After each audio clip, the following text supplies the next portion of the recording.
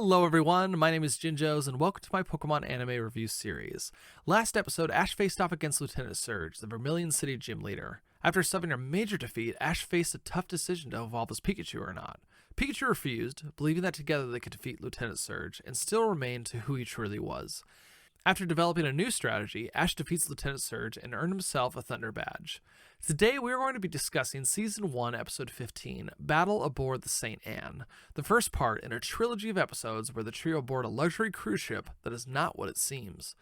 Before diving into the episode, though, our Who's That Pokemon for this episode is Ratticate, a large rodent-like Pokemon that, when attacked, will stand on its hind legs, baring its fangs and emitting a shriek in order to intimidate his enemies. It is willing to take on larger foes if provoked, and the constant growth of its front two teeth leads it to gnaw on rocks and logs. Its whiskers are used to maintain balance, and if they are cut off, it will walk slower and more cautiously. You will typically find Raticates living in the plains and savannas.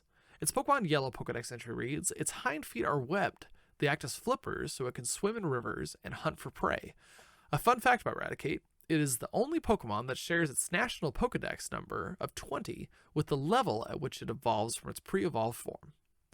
Jumping into the episode, Ash is admiring his new Thunder Badge, and I gotta say, Misty has a genuine smile, and I think that Misty and Brock are genuinely proud of him, like the good friends they are. As they cross over a bridge, the beautiful St. Anne cruise ship comes into view, and while they fantasize of relaxing and eating gourmet food, Brock brings up the fact that they don't have any money. As they slink off, bummed out, Team Rocket is disguised in some way, and they show up and hand out free tickets to the trio. I believe this is also the first instance of James cross-dressing, something that we will see many times in the future. Team Rocket skips off, saying they need to go on a date with their boyfriends, and the trio is in disbelief, but excited. We cut to Team Rocket, who are in their super secret lighthouse hideaway, where Meowth is putting a call into the boss. We are introduced to the leader of Team Rocket for the first time, though he does sit in the shadows and speaks with a voice scrambler. He does the typical, I have an evil cat because I'm a bad guy routine, and man does Meowth get jealous at this, even sad. Shockingly, it turns out that Giovanni has put Jesse and James in charge of a scheme to gather a bunch of Pokemon trainers onto the St. Anne and plan to steal all the Pokemon. Back to the trio, they board the ship and see a huge Pokemon convention going on with trainers comparing their Pokemon, vendors selling some awesome Pokemon merchandise, and friendly Pokemon battles to which Ash quickly goes to watch. A gentleman in a top hat defeats a Starmie with his Raticate. Once again, Starmie not getting the representation it deserves on how amazing of a Pokemon it is. Ash is fired up and goes in to take on this Raticate using his Butterfree.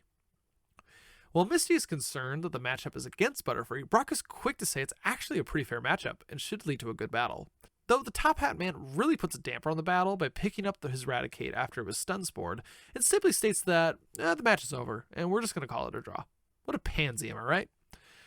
We turn back to Team Rocket, who has entered the convention and begin to dream of all the Pokemon they're going to capture. James wanders off and gets wrangled in by one of the Pokemon vendors, who convinces James to purchase Magikarp, a veritable Pokemon gold mine due to how many eggs it lays, which can all be sold individually until he has billions and billions of dollars. James enthusiastically accepts this offer, and while his financial decisions are not sound, his luck sure is, as this Magikarp will play a crucial role in the episodes to come. Moving back into the trio, we get one of my favorite scenes where the trio is just absolutely stuffing their faces with food, and with the motion sped up, it's quite a humorous moment.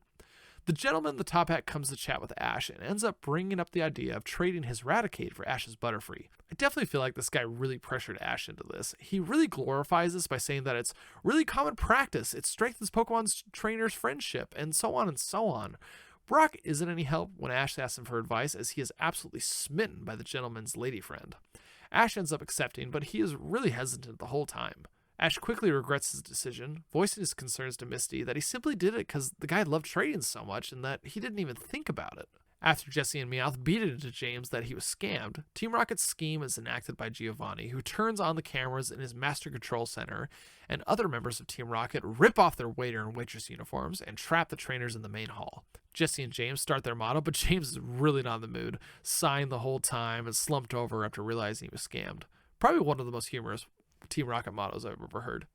The Team Rocket grunts move in, all wearing backpacks that are used to suck up all the Pokeballs the trainers are holding, which seemed like a pretty flimsy plan. I mean, it seems to be working, but I feel like they had to run a couple field tests or something. It's also weird because in the next scene, the grunts are just walking up to people and demanding that they hand them their Pokeballs. Ash and the crew aren't about to just hand over their Pokemon, and the assault begins. We go through a sequence where a group of Pokemon begin to attack Team Rocket all together. Pidgeotto, Charmander, Bulbasaur, and even Pikachu, to which a clip is shown of a bunch of Pikachu jumping over the ledge, which is actually a reused clip from Season 1, Episode 2, when a bunch of Pikachu get together to attack Team Rocket. Though during the battle, Ash sends out Butterfree, only to throw in Ratticate, and this solidifies the fact that his choice to trade his Butterfree was a mistake. I could practically hear myself as a preteen saying, duh, when this scene happened when it first aired. They successfully blast the Team Rocket grunts off of the boat, but the heat of the battle distracted them, and a dark storm is coming in, rocking the boat and stressing out the passengers. While the boat is getting tossed around and the captain ends up abandoning ship, Ash and the gentleman end up trading Butterfree and Ratticate back. Team Rocket and the trio end up chasing after their own respective Pokeballs while the ship goes under, knocking them both off. The captain does a head count, asking them if anyone present didn't get off the ship. The ship slowly sinks upside down towards the bottom of the ocean, and we are left on that ominous note. A little more serious of an end to an episode than we're used to, and that just means you'll have to check back in next week for Season 1, Episode 16, Pokemon Shipwreck, where the trio and Team Rocket will have to find a way to get off the ship and to the surface safely. Thank you so much for joining me for this episode. I'll see you next week, and I hope you have a wonderful day.